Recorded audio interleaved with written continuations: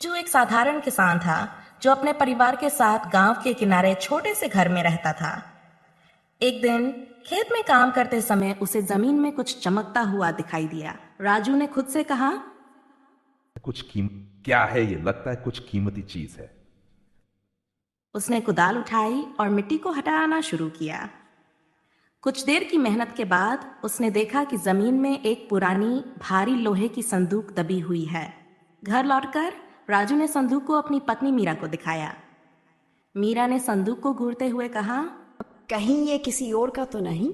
क्या हमें इसे खोलना चाहिए? राजू ने आश्वासन देते हुए कहा, अगर यह हमारे भाग्य में है तो हमें इसे खोलने में कोई बुराई नहीं है। भगवान की मर्जी होगी तो सब ठीक होगा। राजू और मीरा ने बच्चों को बाहर खेलने भेजा और संदूक खोलने का फैसला किया। जैसे ही उन्होंने ढक्कन उठाया, दोनों की आंखें चौंधिया गई। संदूक सोने के सिक्कों और जवाहरात से भरी हुई थी। ये दृश्य उनके लिए एक चमत्कार जैसा था।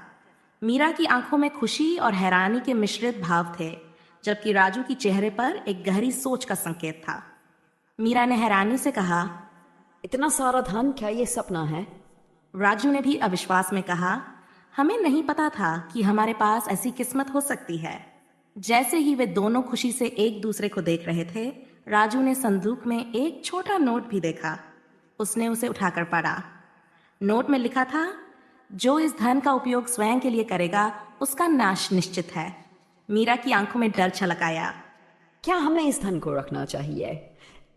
राजू ने थोड़ी देर सोचा और फिर बोला, हम इसका उपयोग अच्छे कामों में करेंगे। शायद इसी तरह इसका श्राप दूर हो सकता है। राजू ने कहा, गांव के स्कूल की हालत बहुत खराब है। अगर इस धन से उसे ठीक कर दें तो बच्चों की पढ़ाई अच्छी तरह हो पाएगी। मीरा ने सहमति जताई, यह सच में अच्छा काम होगा। भगवान भी खुश होंगे। अगले दिन राजू ने गांव के स्कूल की मरम्मत के लिए धन लगाने का फैसला किया। लेकिन जैसे ही गांव के कुछ लोगों को यह पता चला, एक बुजुर्ग आदमी ने उसे चेताया। बुजुर्ग ने गहरी आवाज में कहा, यह धन श्रापित है। अगर इसे किसी भी उद्देश्य के लिए उपयोग किया गया तो उसकी कीमत चुकानी पड़ेगी। राजू थोड़ी देर के लिए चुप हो गया। उसके मन में डर और दुविधा थी, लेकिन फिर उसने अपने फैसले पर भरोसा किया। राजू ने आखिरकार उस धन का उपयोग स्कूल के विकास में कर दिया। कुछ समय बाद स्कूल बनकर तैयार हुआ और बच्चों की पढ़ाई शुरू हो गई। लेकिन इसी बीच राजू की सेहत बिगड़ने लगी। हर रोज उसे नई नई बीमारियां घेरने लगीं। एक रात राजू ने मीरा से कहा, शायद ये उसी श्राप का असर है। हमें ये धन वहीं वापस कर देना चाहिए जहां से इसे पाया था।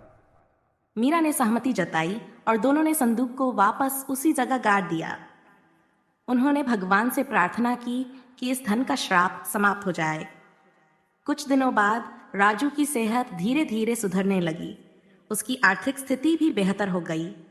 इस घटना ने उन्हें सिखाया कि लालच बुरी चीज है और धन का उपयोग सच्चाई और अच्छाई के लिए ही करना चाहिए।